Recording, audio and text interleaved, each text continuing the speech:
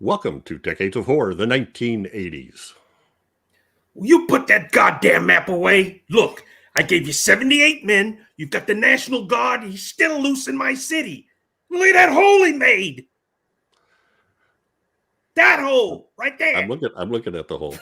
This is episode 241, recorded September 6th, 2023. Gruesome Magazine. That's a big hole.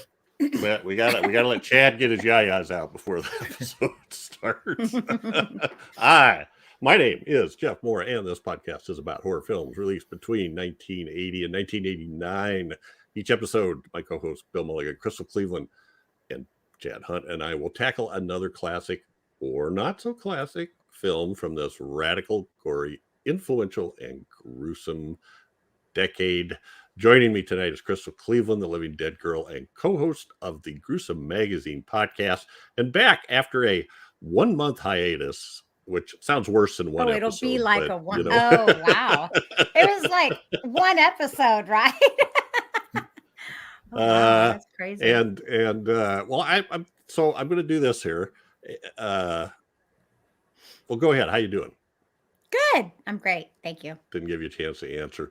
Also with us is Bill Mulligan, writer, director, special effects guru, co-host of Decades of Horror of the 1970s, and published author.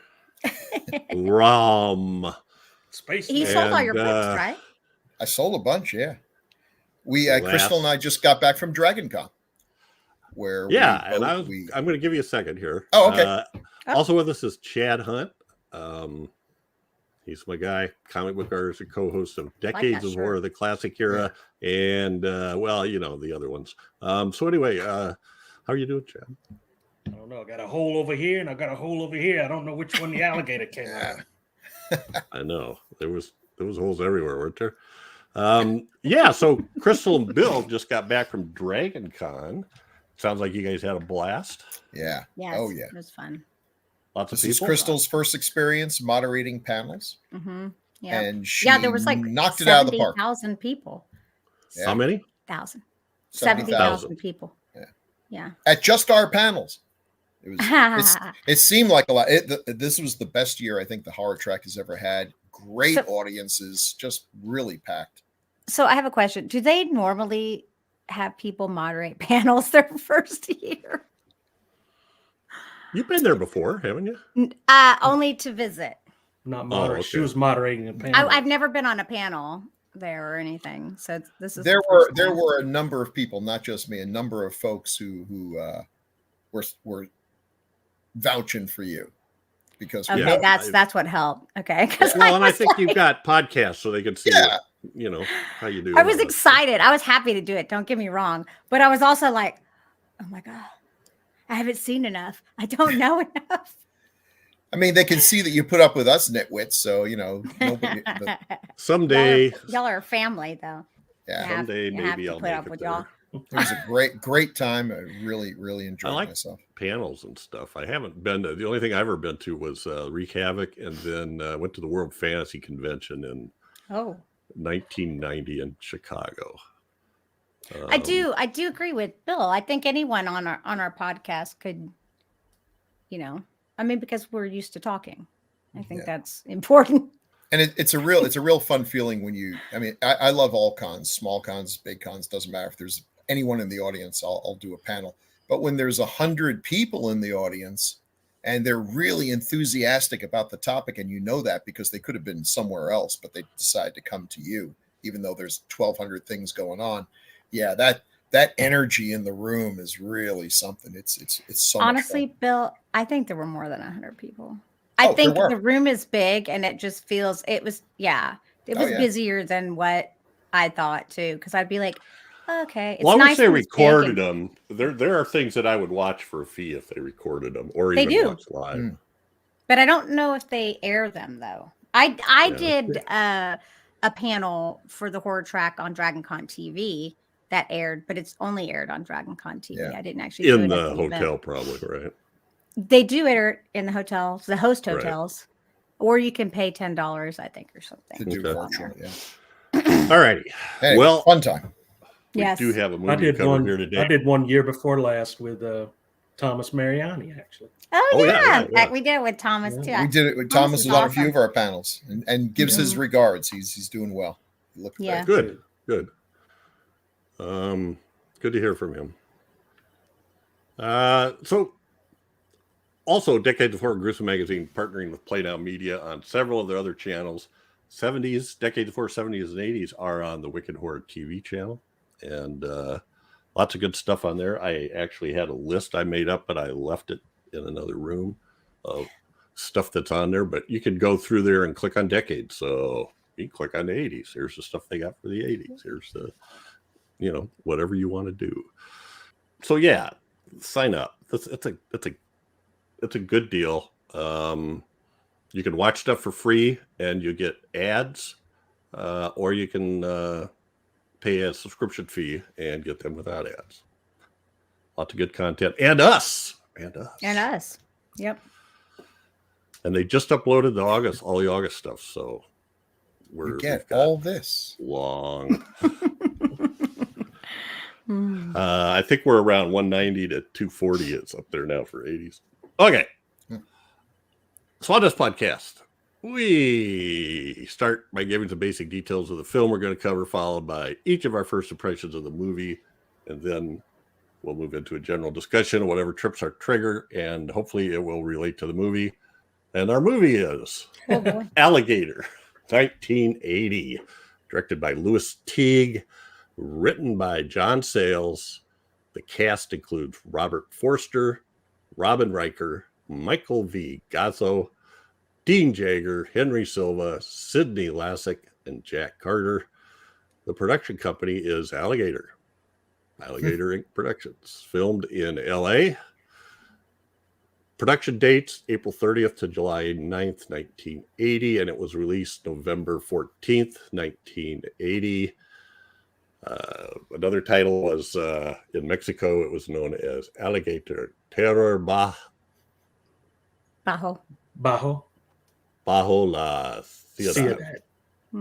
Terror Under the City. And then there was another one that's the same wording, only El Asfalto or something, Under the Asphalt. All right. The synopsis: a pet baby alligator is flushed down a toilet and survives in the city's sewers. 12 years later, it grows to an enormous size thanks to a diet of discarded laboratory dogs injected with growth hormones. Now humans have entered the menu. A la carte. Yep. Yes, and this, of course, is Robert Forster in the sewers of LA. Actually, I don't know what they call those, the drainage system. Alligator homes. That's what I call them. Alligator homes. All righty. Well, this is my pick. It's a good pick. We'll jump into first impressions here, and I'll go first. And I hate to say this, but I don't think I've seen this all the way through, and I just feel like the biggest idiot ever. I love this movie. I love Robert Forster. I think they did a great job working with the alligator and all the problems they had with that, and the editing for the most part comes out pretty good. Great supporting cast of really good character actors, and some of them did some leads. Henry Silva did some lead work over in Italy more so than here, but anyway, I loved it. And the best part is it's about as politically incorrect as you can get. We've got experiments on dogs, alligators, eating dogs. What else do we have? We have dogs eating, alligators eating dogs, kids, alligator eating a little kid. So it's good stuff. Yeah. And so there's a lot to talk about here, especially with with Teague and John Sayles at the helm. That's a great start. So let's go with Crystal Cleveland next. Okay. When did you first see this? And I think this was my first time seeing this movie. I don't remember it at all before. This movie's excellent, though. It's got a great story. I mean, it plays on the whole fear of like flushing the alligator down in the sewer. And I mean, I think we've all heard about that or whatever. And so I watched the Joe Bob version, which I'm really happy I did because obviously he puts in his 2 cents here. And he provided a lot of good insight on this. John Sayles did a great job, I think, with the writing. And I love how he wrote in like the male pattern balding stuff. This movie's really good. I know that they had issues with the alligator, like you mentioned, but it still looked good when they did show it. Like they used little ones and miniatures or something. The acting was phenomenal. There's some. This movie's meant to be funny. It's kind of a joke, but it's not. It's not overly campy. I mean, I think it looks a little too good to be overly campy, so it's not completely like over the top, but yeah, I mean, I don't really know what else to say about it. I mean, I think the movie was great. Like, I think the storytelling was great with the Lhasa Apso, and she's like, "This used to fit my little dog," and then the dog is like, I don't even know what was underneath that sheet, but it worked, and they didn't have to do anything more. It just goes to show you that you can really do less with, or do more with less. So. Yeah, I would totally watch this again, and I would recommend this movie. That's how good I like this movie. I don't think I've seen Alligator 2. Is that also from the 80s? Yeah, but it's terrible. 1990. Oh. Okay. Well, I guess you probably we're safe. don't want to see that. Well, maybe you do. Yeah. I should have asked you first. You got a couple one-liners about Luther the Geek. Did you get a chance to watch that? Oh, I didn't get to watch it. I know. Oh, okay. I'm horrible. Your loss is your gain. I just didn't have. Was it that bad, really? Yeah, I got a Blu-ray I can loan you. You got good. Blu-ray. That way you'll catch all the nuances that probably slipped right by me. Of course he did. I'm like, oh. Are you sad you purchased the Blu-ray for that one? No. He regrets nothing. I want to do the. I regret nothing. Well, I love listening to extras. The only thing I would hate is getting a really bad movie that had no extras, and then I would enjoy it. Yeah. I mean, a good example of that is God Monster of Indian Flats, which has like 2 hours of extras, but one of them is a really. Is that the one I'm thinking of? The one with the porno. It's got the really Bigfoot? Terrible movie of the Sasquatch rape. Yeah. It's just, I'm like, She's look at all these extras. We got 2 hours of extras. None of them Yeah. have anything to do with the movie. I'm like, Yeah. okay. Yeah. All right. So I love this movie. It's great. Good. Like honestly, it was far better than I anticipated. I actually was a little worried that they hurt some alligators because when he holds the alligator above the toilet, you could see it, and that was real. And then you see the little tail before he flushes that. He's a mean dad. Yeah, he is. Okay. No Mulligan. What about you?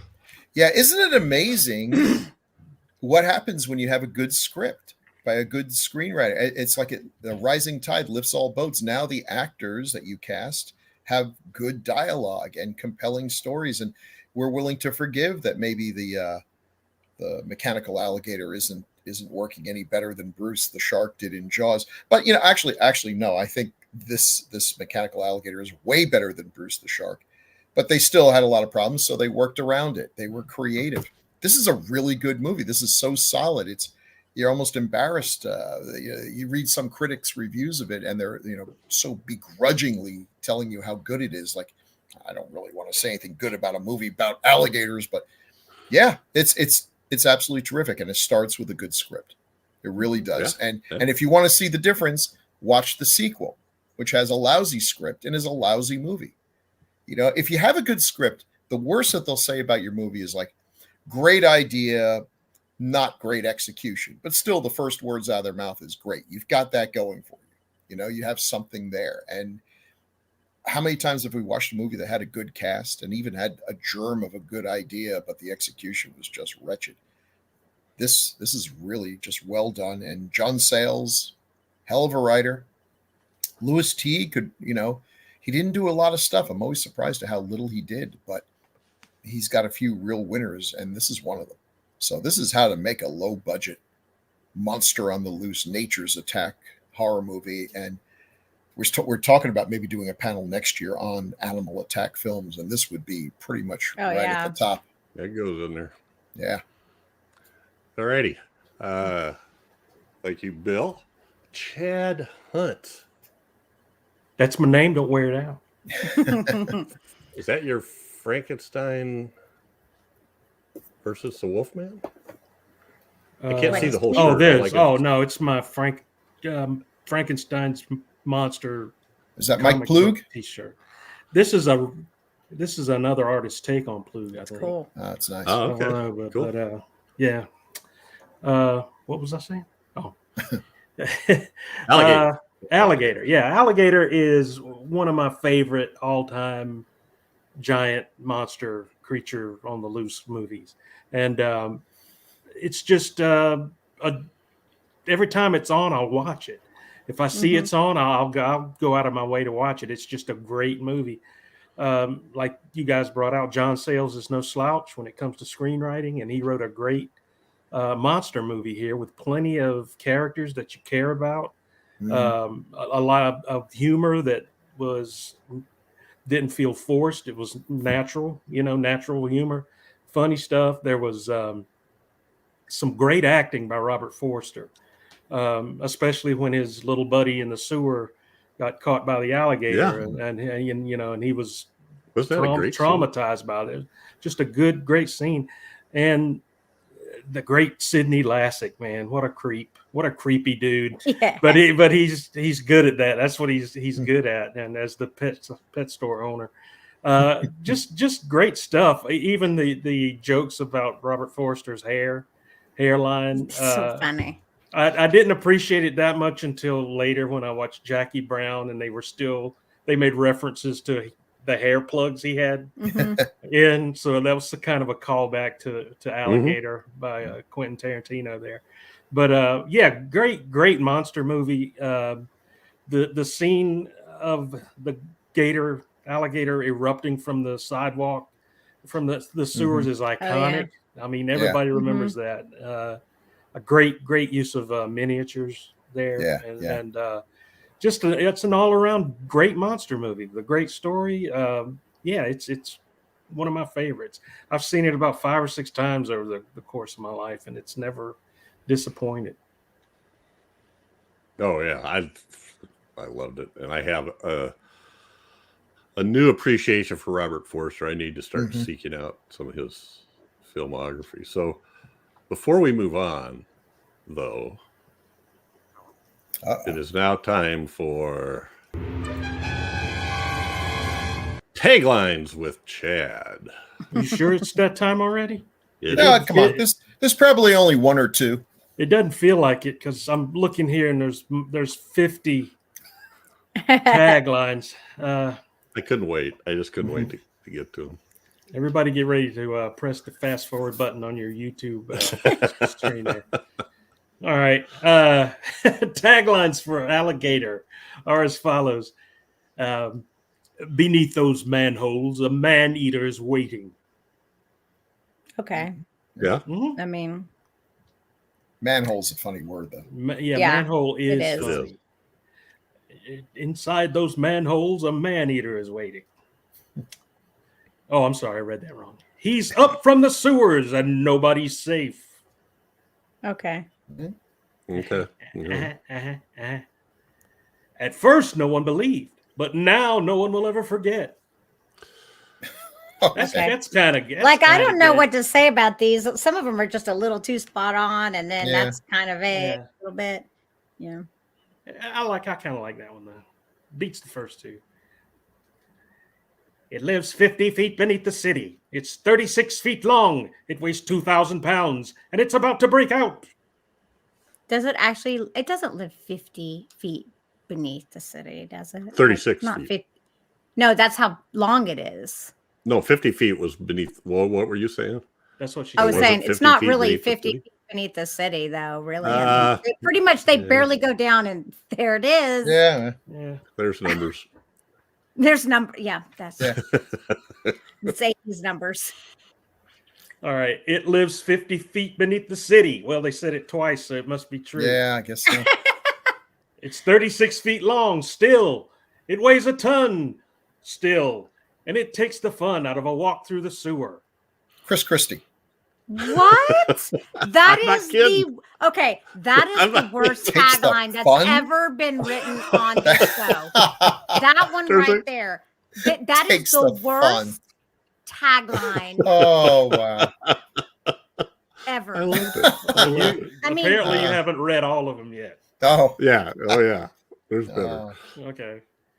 This is the Canadian version. It lives under the city. It's 10 meters long, and it's the perfect murder machine. Actually, that was the Okay. German one that I translated. Either It was way. the perfecte Mordmaschine. Whoever uses the metric system. Right. Yeah. That'd be You're everyone except us. Yeah, everybody except Yeah. us. It's 36 feet long. It still weighs 2,000 pounds. And once again, living 50 feet below the city. No one knows it's down there except the people it eats. Okay. Okay. Who were just trying to have a fun walk through the sewer. I know. You can't even have a decent walk in the Oh, sewer yeah. anymore. What happened to this place? Them damn alligators and the teeth and whatnot. Wasn't like this when I was growing up. We played stickball, and there was no gators in the sewers. We didn't have a stick or a ball, but we liked it that way. He's meaner than Jaws, he is. With 3 exclamation points. Yeah, this is getting redundant. Jaws of the sewers. I agree with that. It even felt Jawsy. Like when they have the whole where people are trying to sell things, the chaos in Jaws. Yeah. Where the Oh, city- it's absolutely. I don't know. How big is he again? I think I need to 36 know that. feet. Oh, I okay, think thank he's you. 36 feet. And That's possibly hilarious. live 50 feet beneath the city. I maybe. forgot because there was 2 taglines Yeah. without. And he's That pushing was- Yeah. he's pushing a ton. Just when you thought it was safe to take a walk through the sewers. Okay. This I 50, never thought that. 36-foot long Exactly. ton, weighs a ton, takes the fun I out. love it. I love it. Yeah. I love the take a walk through the sewer. Just Yeah. obviously, what is the? It's insane. doesn't Jaws have one that's like just when you thought it was safe to go back in the water. Or Yeah, something like Jaws that. But too. we like going in the water. Nobody goes, it's That like, makes sense. you don't take yeah. it. You don't I take know, a but girl down to the sewers. Someday, Martha, all this will be yours. It tells you. I don't know. what I've you're done that getting a to couple of certain times. extent. Yeah. Yeah. Is that Oh, it? Chad. I'll And bet that's there's Yeah, one I more hope tag. that's it. Oh, tagline. Mr. Chad. Holy cow. Okay. Yeah. Now, so some Later, of those. Gator. Some of those I got off of. All right, so as you probably could already guess, I bought the Scream Factory 4K of this, which of course. I'm going to tell people it's an Shaka. awesome transfer. It is sharper than all get out. It's really good. Anyway, they had a photo gallery of ads, and I couldn't believe the posters that they were. I was excited. I would couldn't be believe the excited photo too. gallery they had of ads. This thing was on double features. Oh, With yeah. the worst combinations. So, Alligator with blood-sucking freaks.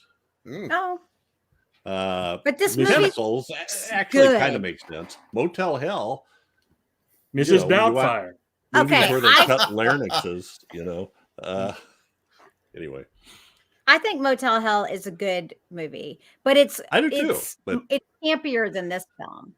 oh yeah, Oh, big Oh, yeah. time, Wait. yeah. I would agree.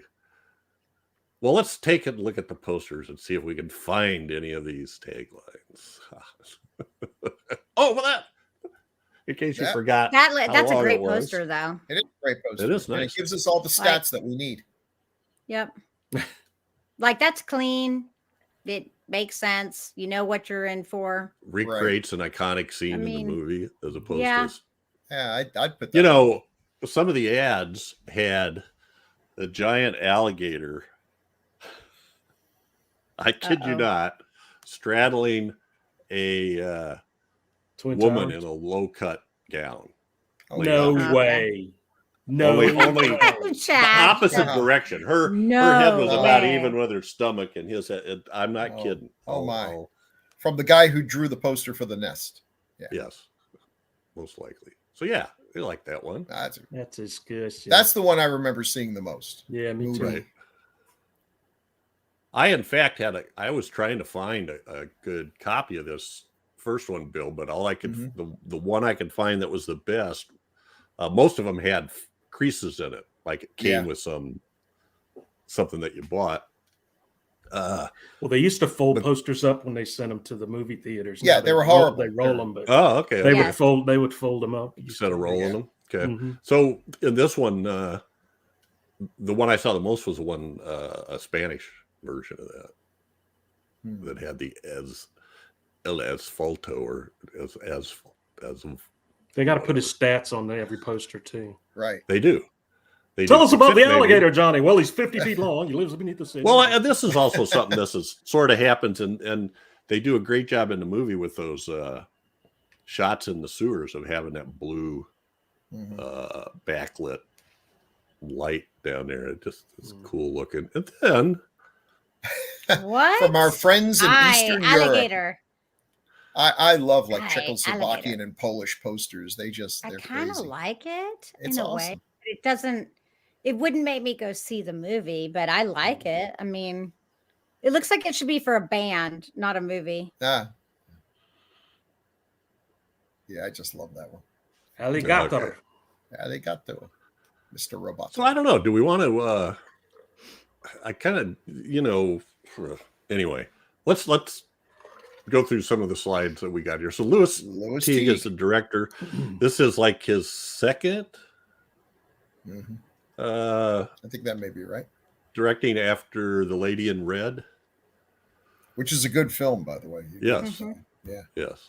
It's about not Al Capone. Dillinger. Yeah, yeah.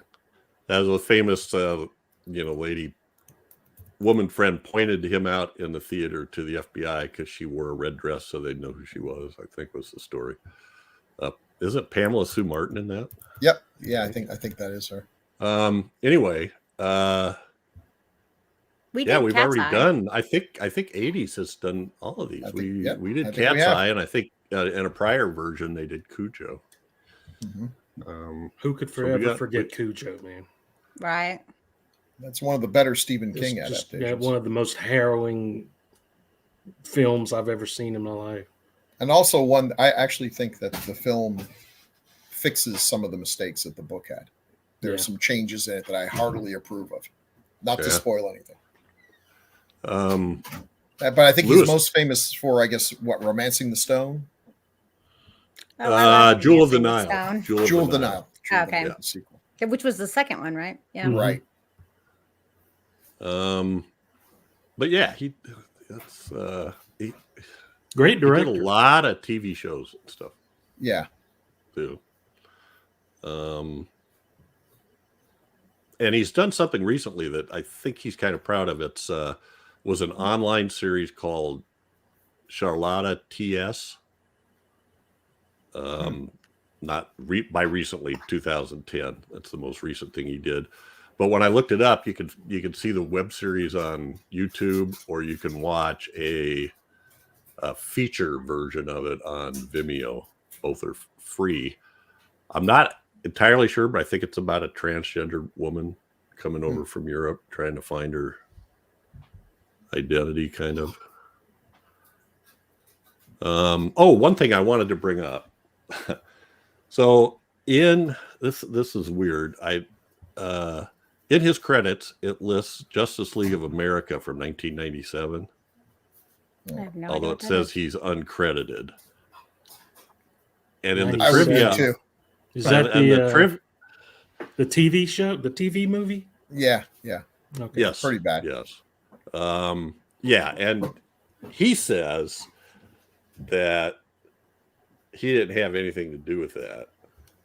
That's what everybody involved with that says, by the way. So may be true. He said that's a mistake. That's a mistake online, but he doesn't go in and change it. But in the trivia for the movie, it says he was brought in after the fact to fix the thing, but there was little that he could do. So I think they hired him to come in to fix it, and he said, "Yeah, not happening." Yeah, that was not a miracle worker. He said he was attached to it at one point, but he did not direct it. So anyway, interesting guy, and he did a lot of weird. He directed a episode of Alfred Hitchcock, in like 1964. Yeah, I'm just surprised to see so little from him.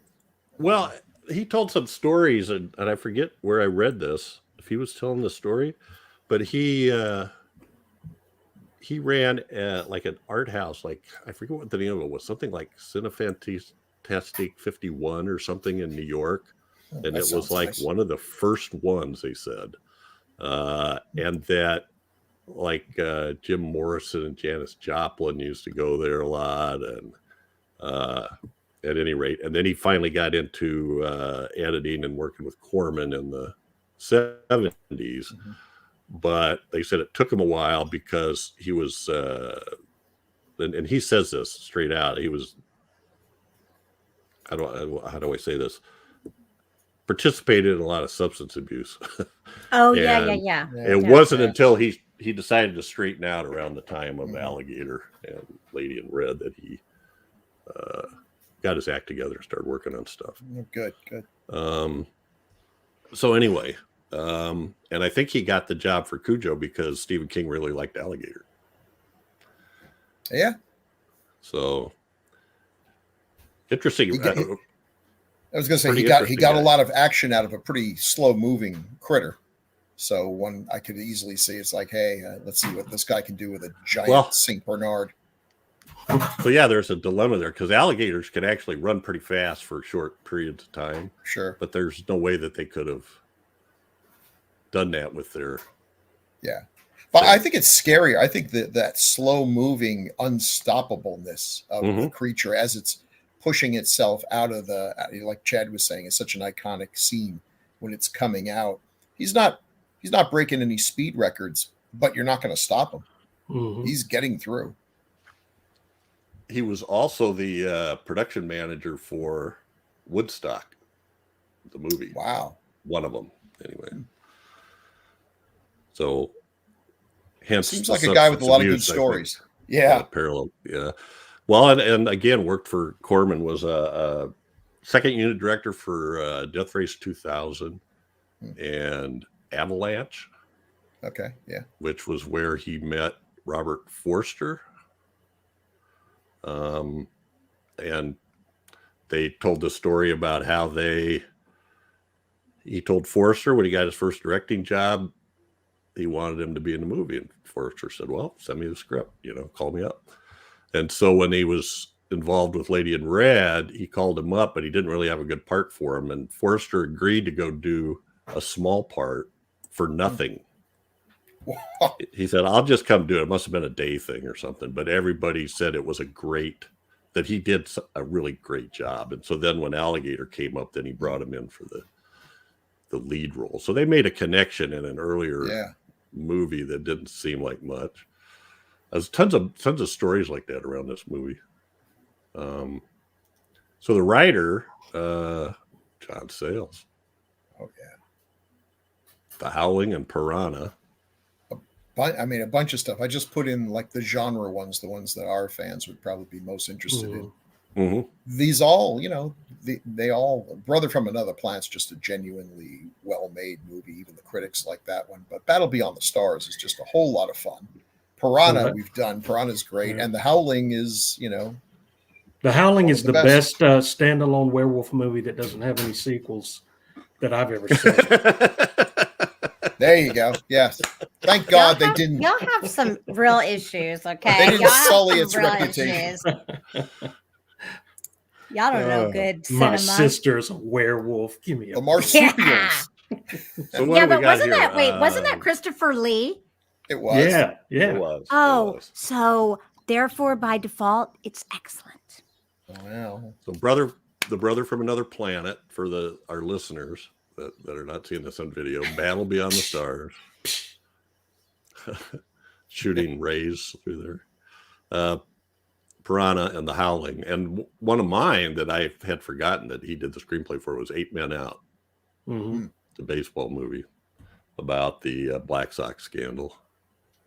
Yeah.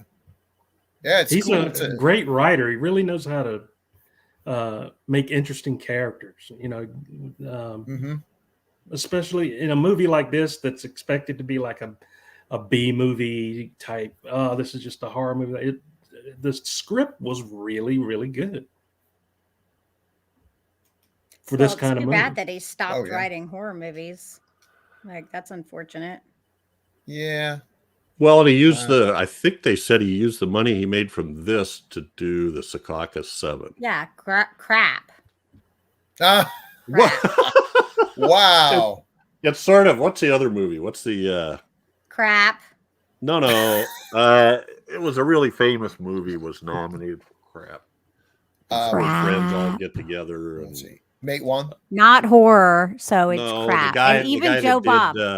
Even Joe Bob agreed. He's like, he went to the dark side, and I agree. Kevin Kline was in it. Then it really is crap if he was in it. Mm-hmm. I really liked The Challenge. It's a garbage movie, but I loved it. You're gonna kick yourself when I finally find it, if I ever Kevin do. Kline. It's Lone not Star? the one with him and Jamie Lee Curtis. With it's a Lawrence Kasdan movie, I think. It's not the Western. The Big Chill. Oh, crap. That's what I was thinking. Yeah. He wrote The Big Chill? No, I'm saying this was like The Big Chill, but it was before. Right. The Secaucus 7 was like. That's the one he was talking about, that he started these crap movies. About people friends coming together. Look, yes, Joe Bob had it right. Exactly right. Joe Bob had it right. And but look, I watch horror. I don't watch these crap movies where it deals with relationships and all this incestuous, I'm going to have sex with my friend, and then I'm going to have. Yeah, I stay away from the incestuous stuff too. Yeah. If you like that, it's fine. Here? Unless it's cat people. All right. Oh, I did like cat people. Even then, I went, ew. It is kind of gross, but so they are cats. So yeah, Robert there he Forster. is. He's great. This guy, what a presence! What a presence this guy has. I know. I don't know if it's my age or what it is, but I can't believe how much I loved him in this movie. And I love him, Jeff. It's not your age. He's one. I can't believe he's too good. Well, no, actually, all the acting in this movie is good. But yeah, there's something about him. Well, he's so natural. The perfect cop. Yes, he played it without being too hard. Sometimes people like the chief. I feel like tried too hard. Like I feel like he was the only one. A little bit. Yeah, I feel like he was the only one that wasn't as authentic as some of the others. But yeah, he's fabulous in this movie. He's like I don't think there's anything I've seen that I haven't liked him in, though. Honestly. He's like a Clint Eastwood type, where it doesn't matter how old he gets, he still has that same presence. And he commands the attention. He aged well. He aged into that a type that he could play. He was so good in Breaking Bad and El Camino and Better Call Saul. Just and I mean that was a show that was brilliantly cast. Right. Jackie Brown. Yeah. Dear God, yes. In fact, I think you've got some movies that he was in here. Not Jackie Brown. Princess. Not Jackie. I was looking for again stuff that maybe our audience would be into. Now he was in Gus Van Sant's Psycho. Yeah. And he played Gus Van Sant remake. Yeah. Who was he in that? Psychiatrist at the end. Oh, okay. That gives the spiel and describes everything to him. Oh, okay, yeah. He described making that. He said they told him, you have this much time to do that. And so he went in, they did the first take, and when they got done, they said, that's good, but you got to cut 8 seconds. They were trying to match it scene for scene, if I remember right. Which is what a vanity production that was. But anyway, I'm sure he was good at it. Well, what's that Uncle Sam? I've never seen that. I Want You Dead? Is that what it says? I Want You Dead. Yeah.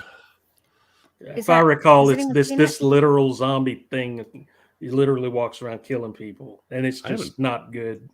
It's not- kind of not. I haven't seen Kind of not good. any of these. I saw Maniac 1 and 2. I did not seen 3. Satan's Princess. You haven't Anybody seen say- Rise, Blood Hunter? I saw Rise I is haven't, good. but that looks interesting.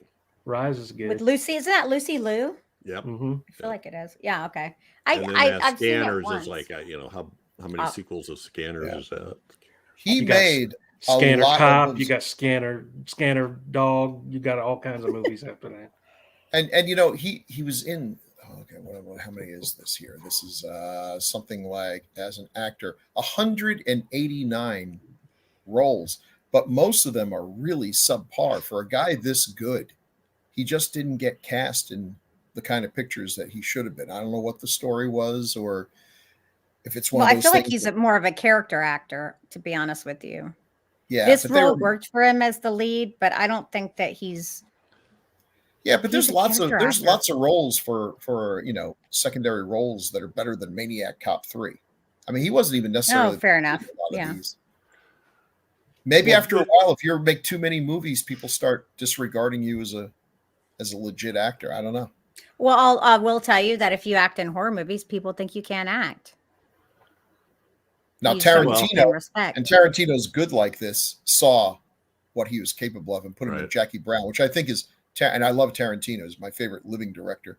That's probably his most underrated movie. Yeah. I never go with gets the that. Yeah, attention that's it got some deserves. great scenes in there. Oh yeah. Yeah, he ends up being he's in Mulholland Drive Hmm.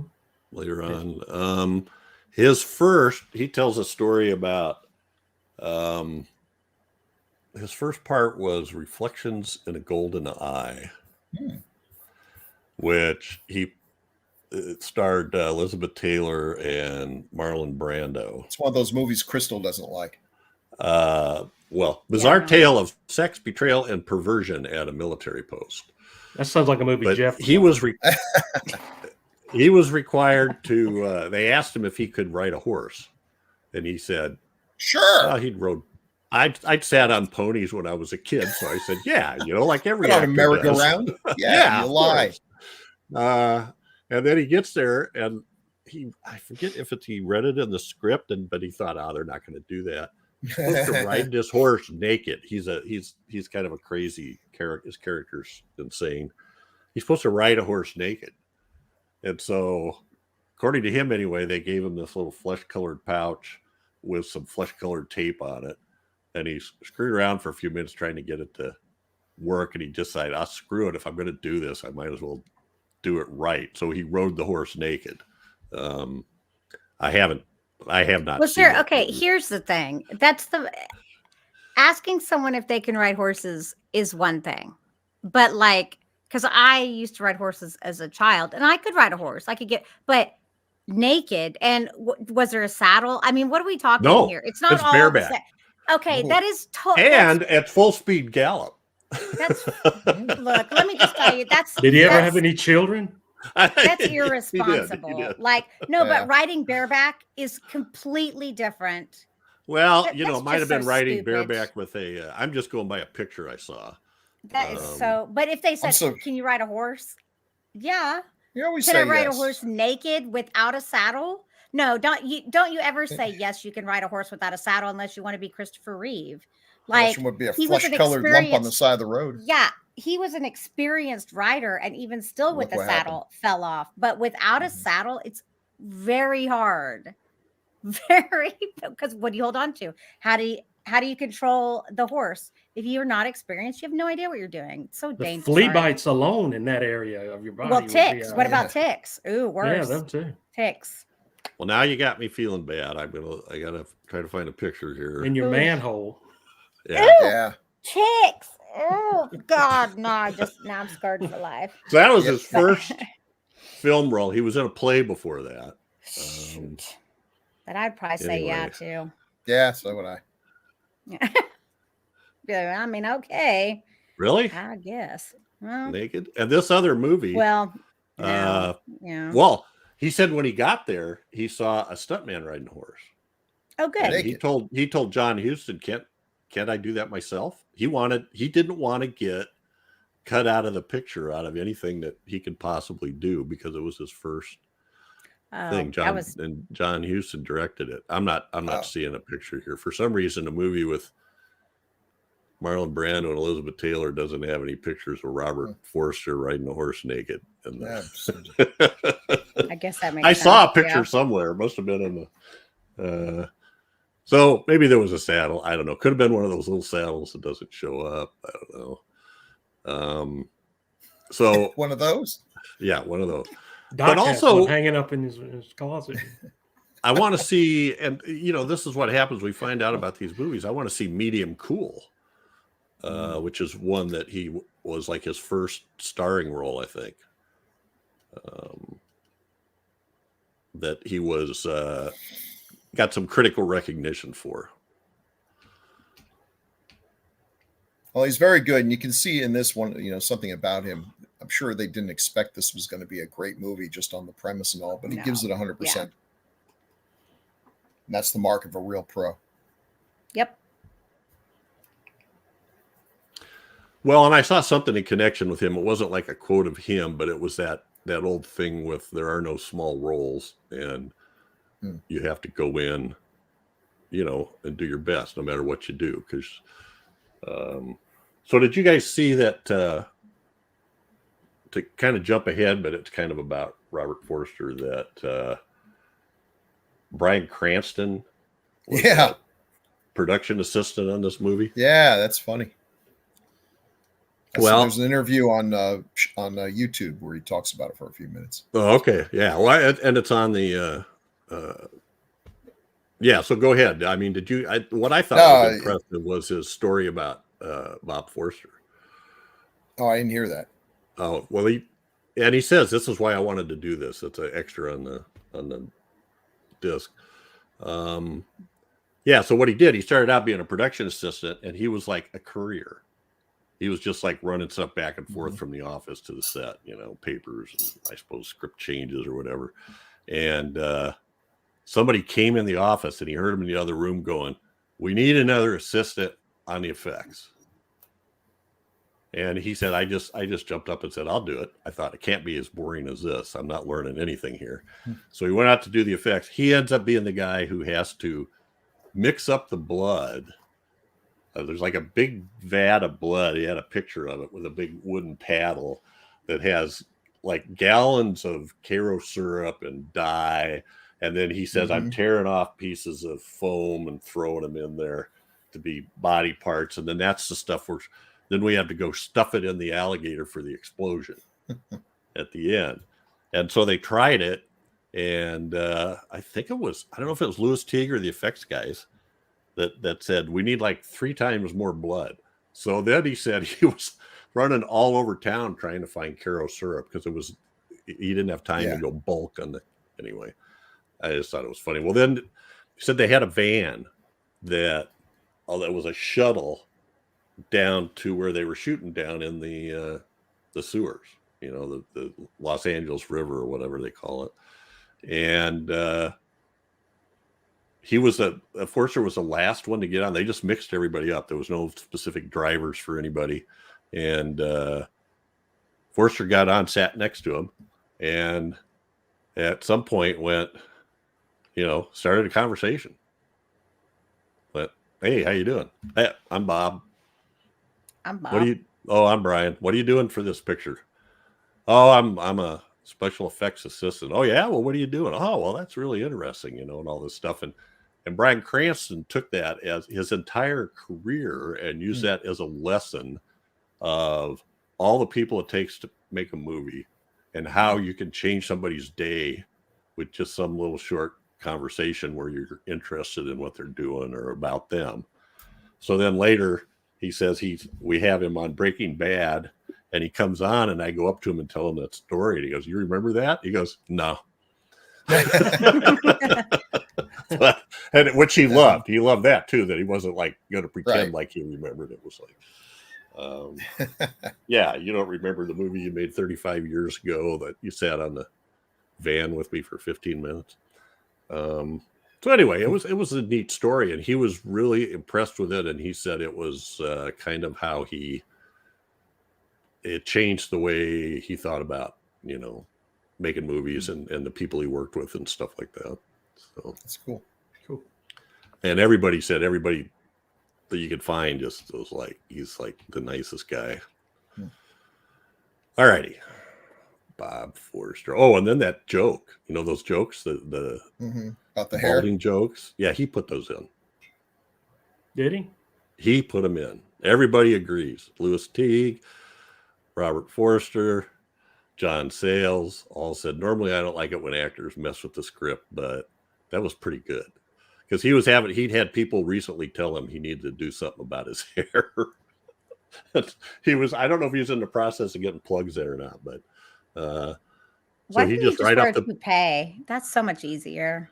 yeah. Well, You he know? right off the bat that the first scene with the pet store guy was the first scene they shot, and they just went in there and did that thing about the guy looks at him and goes, "Oh, I got that too." I relate. I empathize. He kept saying I empathize or something with that, right? Like I empathize. Yeah. So then it's I think it's mentioned like 3 more times in the movie. So anyway, and then you said it brought up again in Breaking Bad. Not Breaking Bad. Jackie Brown. Jackie Brown. Yeah. All right. Well, his co-star is Robin Riker, She's awesome. and this is her first movie, I think. She's great. Yeah, very natural. Yeah, And exactly. the chemistry between them is very natural too. It's not forced at all. Cutie Pie. Yeah. Yeah, she's got 100 credits. Oh Lord! Just a few years ago, she was in something called Psycho Granny. Psycho Granny. Sounds familiar though. Sounds like one of my home movies. Also called Lineage of Lies. This sounds like a reissue trying to get somebody to watch it. Okay. I liked her a lot. You guys seen her in anything? Can you? This is the I've only thing seen her I and stuff, recall, but I can't remember. Yeah. I mean, she's done a lot of TV shows and some soaps and everything, so I'm sure we've probably seen her without realizing it. But it's just one episode here, one episode there. But yeah, that is a lot of credits. So, She was. She did a few episodes of several different soap operas where she did multiple episodes, but nothing super long term. I thought I saw there was a series that she was in. Brothers, the show Brothers, she was in quite a few of those. Yes, 80 yes. episodes. And then you see, an episode of Airwolf, Misfits of Science, The A-Team, Greatest American Hero. You just all those episodic TV shows. They went through a lot of actors. 100 credits is still pretty impressive. She provided the voice and motion capture for Lilith in the video game Devil May Cry. I used to play that. Wow. all the time. Oh, wow. That's cool.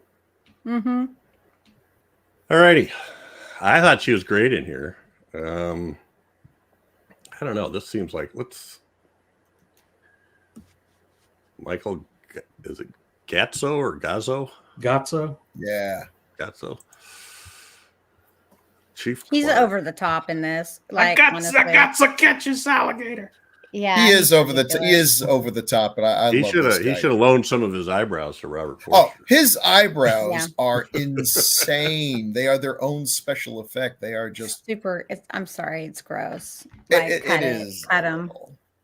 Cut him. 'Cause he's got- like 'cause it makes I him look don't- older than what Yeah. he really is. because he's got that I don't give a damn. Yeah. It's like I got a sequoia growing out of my head. Who cares? Yeah, but he's Who am the I dude trying to that impress? was pissed that he was never a leading man. Okay. Not with Well, he was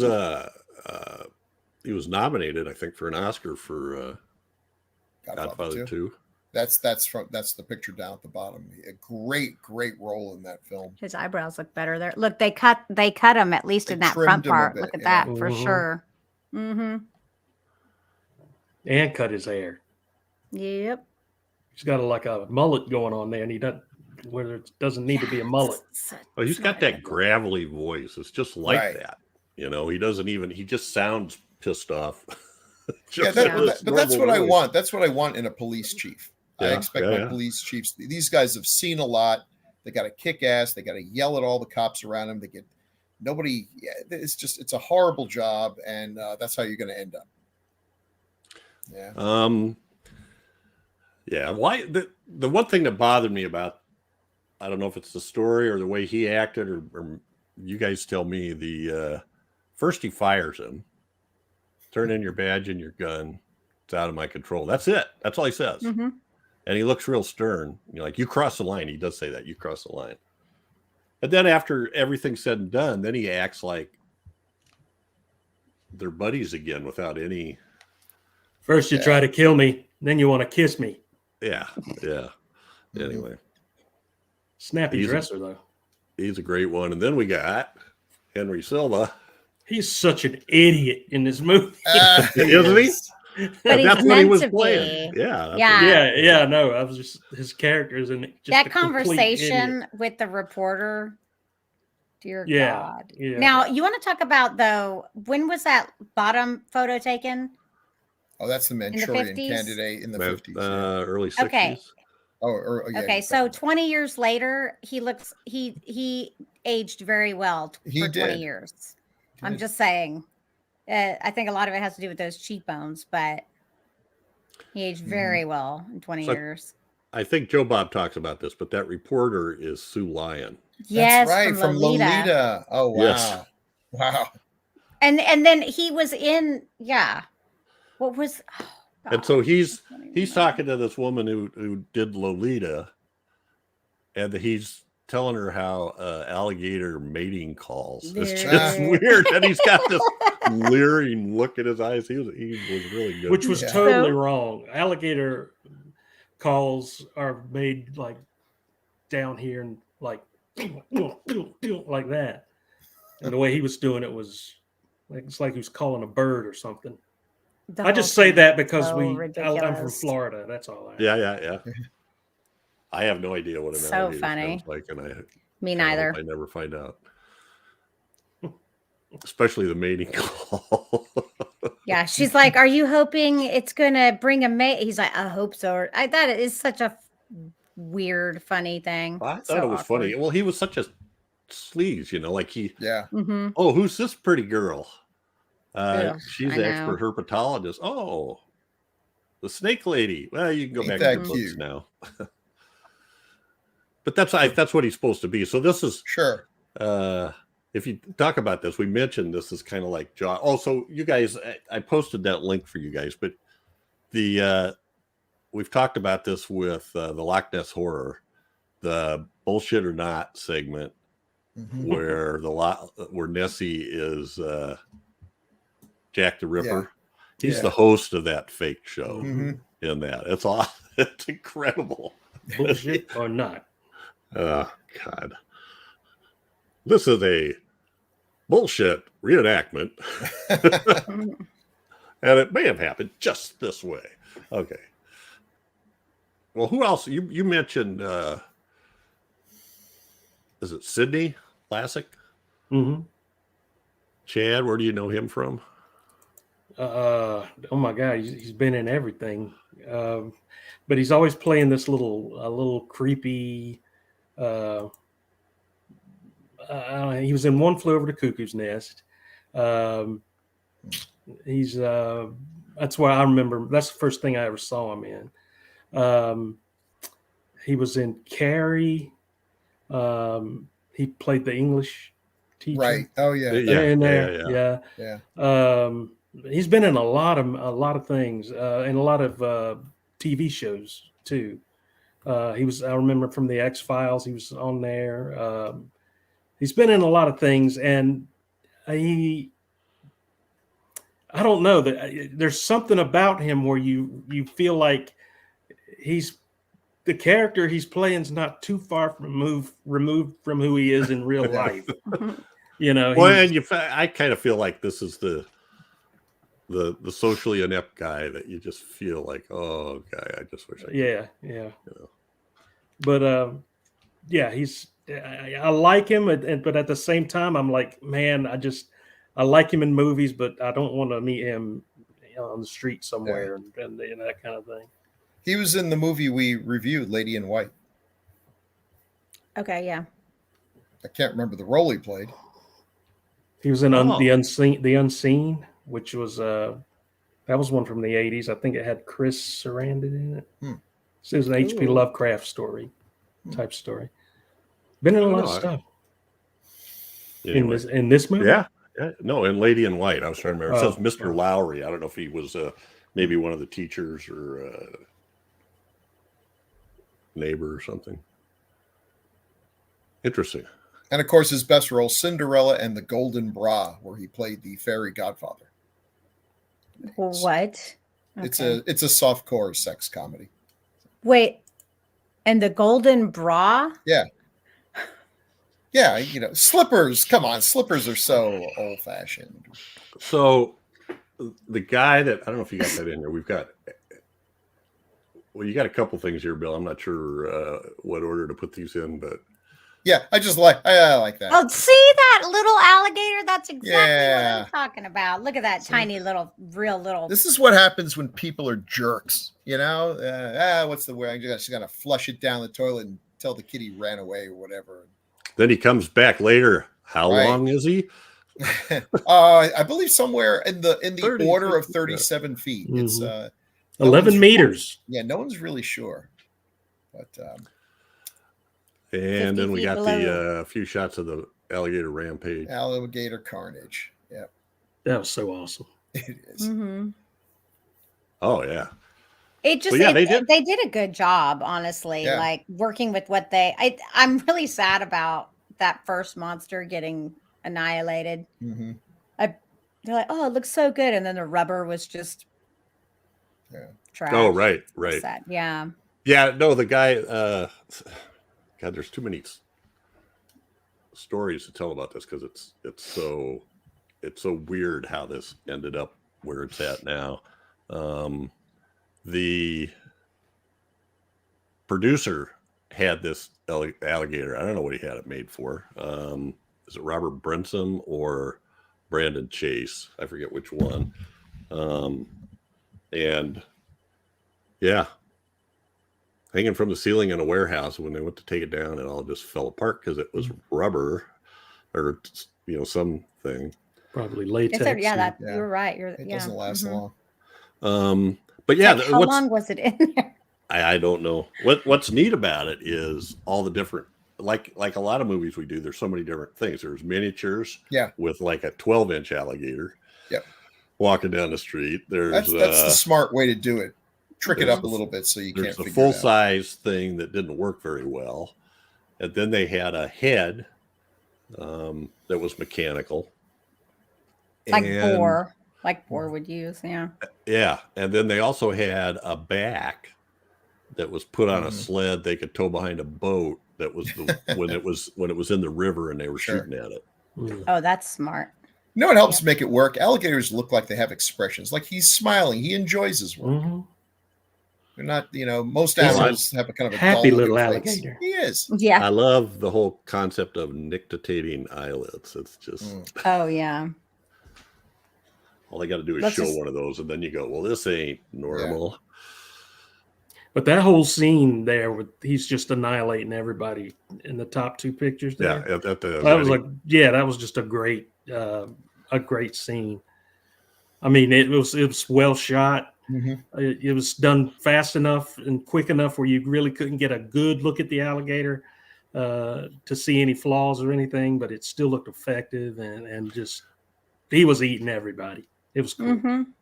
He's eating everybody. But like that where he comes up out of the sidewalk, that was a miniature. But then when they show the head, that's the giant head. So I don't know. They had somebody underneath ramming its head into this fake concrete. Get through there. Yeah. Well, it was on rollers too, right. But when it crawled out, it was a real alligator. And I mean, look how good that looks. The miniatures looked good. Yeah. Because I think what's part of it. Right to scale. It was perfectly scaled. Yeah. All right. That's one thing they would get wrong doing, or it's Right. usually wrong with miniatures. Is people get the scale wrong. Yeah, I was afraid that it wasn't going to look good in 4K, but it still looks pretty good. The miniatures Oh yeah, well the movie lit looks and really everything. good. Just Mhm. right. I'm trying to think. What can we? See, this is how I think they should do movies. Everyone now that they shoot looks so bad in 4K. I feel like what they should do is shoot in lower quality and up convert because you don't see the flaws like you do when you actually shoot it in 4K. You can see people's pores, and no one wants to see that. Like, no, I don't care how beautiful you are. When you're like that, you back just up don't already. look Back up. Yeah, yeah, exactly. It's like, oh no. Did you notice the first victim's name? No. He was a sewer worker named Ed Norton. Ed that's Norton. Yeah, he did talk about that. Yeah. I forgot. From the Honeymooners. Well, see, I only think of Edward Norton, like the actor, but yeah, that's not what you meant. The cop that gets it first, which is kind of my favorite scene, I think, was played by Percy Lang, and I kept trying to figure out where I'd seen him before. He's in a lot of stuff, but I saw him in 2 baseball things. He was in 8 Men Out, and he was in a series that was called something like Bay City Blues, I think. Very short-lived series, but I watch baseball stuff. That was a good scene where he was killed. Yeah. Oh, it looked really. I mean, God, and it fit into that whole backstory of, Detective Madison Losing his partner, of having killed his partner before. And then that wail he let out when he couldn't push the manhole cover open, and that wail he let out when he saw his partner eating, sends shivers. Yeah, the look on his face, and then the way they shot that, and you just see him pulled out of the way out of the thing. Yeah. I thought that might have been one of the better scenes. Other recognizable people: Brett Braverman played that newspaper reporter. He deserved what he got. Or Bart. I'm sorry, Bart Braverman. Bart, Dean Jagger. We seem to be seeing him a lot lately. This was his last film.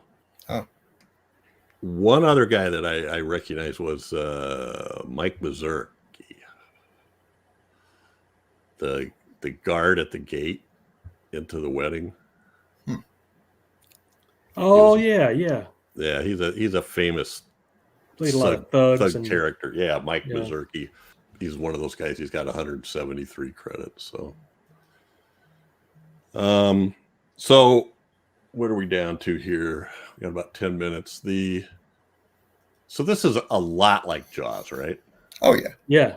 Sure. That's the template. Pretty much all these animal attack movies. Nobody we believes got the cop, we got the science expert, and then we got, although Henry Silva's character is a poor representation of Quint. And there's usually something we can't cancel. We got the cannoli festival going on. Yeah. We got the herpetological society. They had the shot parade going. The underwater shot of the guy thrashing around in the water and the alligator coming up to him, just like the opening scene of Jaws. Even some of the music was pretty. Oh yeah, they used the same sort of thudding. I mean that kind of stuff was obvious, and in fact, he even would call up. I think he called up Spielberg and asked him how did he do stuff when you couldn't get the just backlight everything. The monster to work. They gave him some ideas. It was some stuff he was trying to copy. Oh, I was noticing too. Chud copies a lot of this stuff. Yeah, just not well. Yeah, you got hazardous material going down. You got sewers. That's why I think they should have named the second one Chud-a-gator. Chud is like enzyme DNA manipulation, right? No, that was humanoids from the deep. I got to remember these right. So yeah, Chud was hazardous material. We're in the sewers. We got vehicles on the manhole covers. We got a monstrous explosion of methane, right? Anyway, How many Let would them here, go. by show of hands, would have beat that old lady in the face and drug her out? Oh God. Yes. No kidding. Here's my hand. As long as I'm not the only one. Okay. Mm-mm. So Louis Teague said that it was really weird how this movie came out, that the producer sold it to ABC first for $3 million for 2 airings, which was more than what studios were offering to buy it. And then once he got that $3 million on a budget of $1.5 million, and it made, I think it ended up making $6.5 million. But once he got to $3 million on a budget of $1.5 million, he was just like, 2 for 1, I'm good. Yeah. And so he didn't do anything to promote it. So Teague says he took it to New York and set up a screening and invited like 20 critics, and only one critic showed up, and it was Vincent Canby. Oh, good old Vincent Canby. And Canby wrote a great review. And then like 10 days later, there was like a feature article in the Sunday Times. And then that got word of mouth to LA, and people started paying attention and started getting some theatrical releases. And I don't know exactly how they distributed it, but it just makes you wonder sometimes. Vincent Canby was one of the critics I loved reading because I grew up in New York, and so he was top of the line. He was a fuddy-duddy, but he was quirky. He had a real weakness for comedies. He would give positive reviews to movies that nobody liked, that weren't funny at all. They hit his funny bone, so I always kind of liked him. Aw, that's nice. Well, and Teague said when Canby died, they played a montage of his favorite movies of all time, and Alligator was one of the ones in the montage, which is pretty cool. It's worthy. I mean, honestly, it's a really well-made movie. $1.5 million budget. Oh, well, that makes impressive. sense. I see it. Like, it looks like it. I mean, well, that's still, very cheap. I get this in.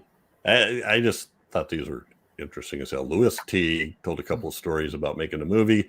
One was when they have the scenes where the camera's down at the bottom and the cops are climbing down the manhole, to go down and do the big search. He said it really wasn't all that easy to match up where you were underneath and where that manhole was on the street.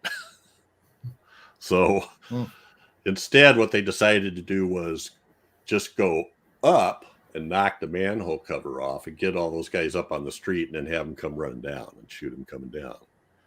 Only when they did that, this was right around the time of the hostages in,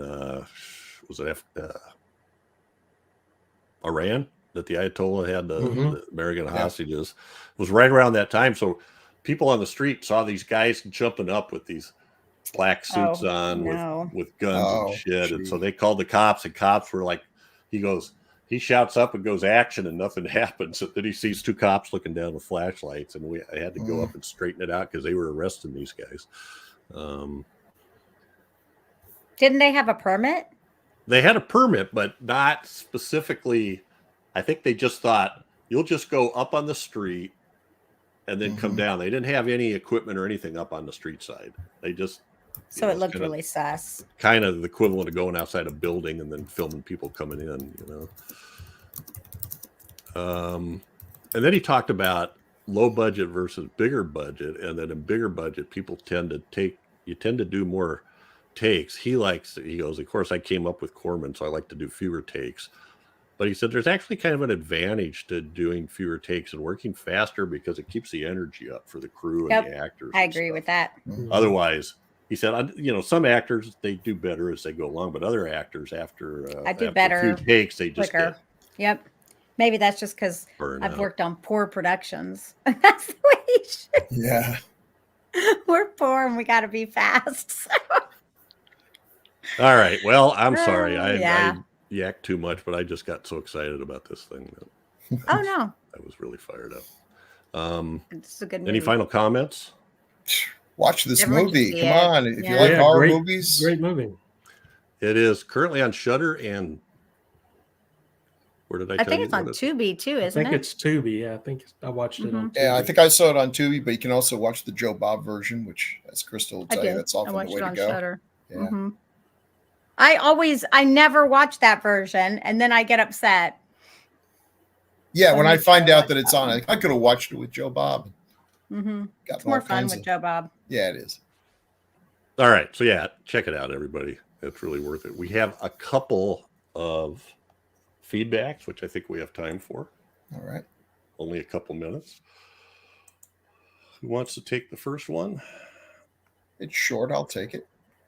Episode 240, Luther the Geek, from our friend Chad Lab. That's one of the movies that me and the Black Saint bonded over. We both loved it for its shock value. Definitely a pants-off watch. Schlock value. Oh, schlock value. Yeah. I'm still. think I left What the is a C out. pants? What does a pants-off watch mean? And I want to know. Chad? Santos used to go into the movie theater, and there's nobody else in the theater. And maybe if there was a couple people in the theater, he would take his pants off like he was at home and watch the movie that way. So I felt like I was home. So I took my. Yeah, So we. yeah. That's the joke. It's a Oh, reference that to makes sense. Santos. What it is. Mhm. I was the only one there. I thought about taking my pants off. So. Thanks, Chad. Appreciate it. And I Yes, remember Chad. chatting a little bit with Chad about that movie too. I think he suggested it at some point, which made me go watch it. And then we have one on episode 239 for the dolls from Lone Wolf. Chad, you want to take that? Sure. Lone Wolf says, I love a few of the Full Moon films, and Dolls is certainly one of them. I remember hating the girls' parents, and I had a gleeful look on my face when they got their comeuppance. The effects in this film are so good. The teddy bear monster was my favorite, and I wish I Yes. could have taken it home with me. I wish I had one that would go around and do my bidding like that. Just Oh, Me too. For real. it can drive in the passenger seat in traffic with me around here. Somebody give NECA a call and see if they can make a figure out of it. True. Yeah. Is Dolls scary? Honestly, not really. It doesn't give me the chills of other doll horrors such as Trilogy of Terror, the original Child's Play, or Dolly Dearest. But it's certainly a fun time from beginning to end. Yeah, that it is. Mm-hmm.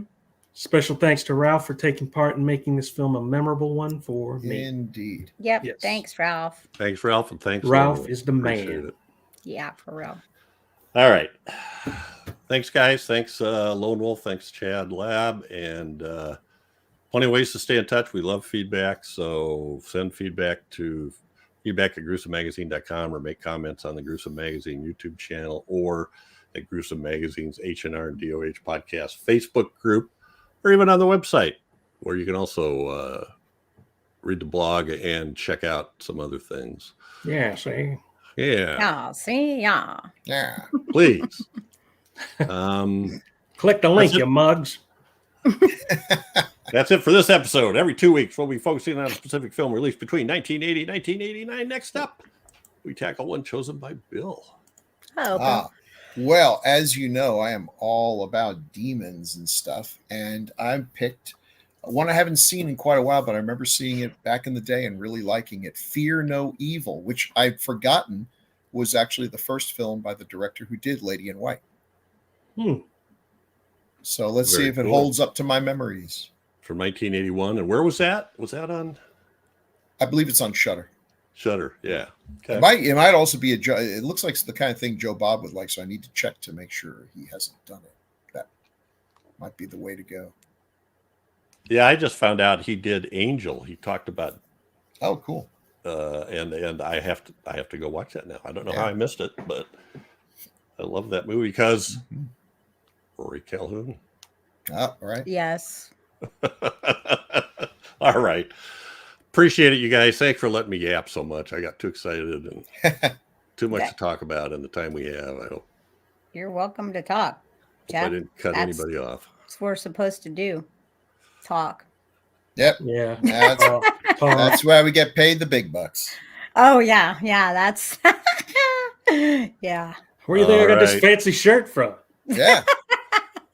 Yeah. How do you think I feed all these cats? Yeah. Catch us again. I don't have anything 2 to weeks. say. I should have I come don't up either. with something. Where my cool toys Yeah. come from. And Jeff CDs, DVDs, and stuff. Yeah. They don't come cheap. No. We couldn't they also afford. don't We couldn't come from afford any getting of this paid. swag on an honest pay.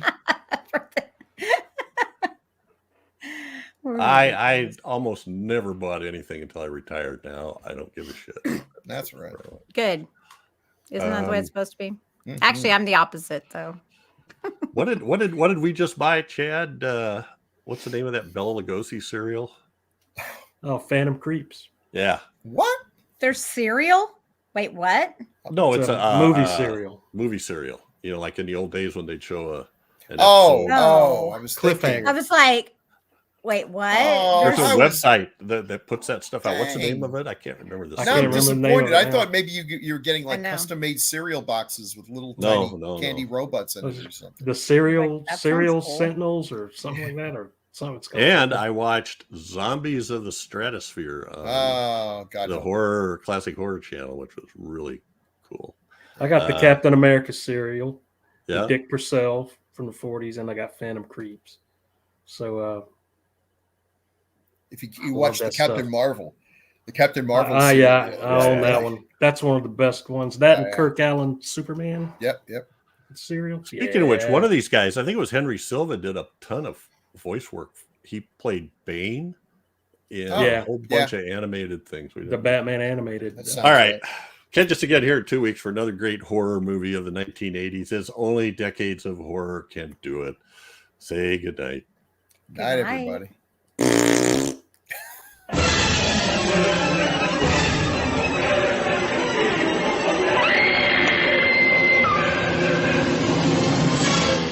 Gruesome Magazine.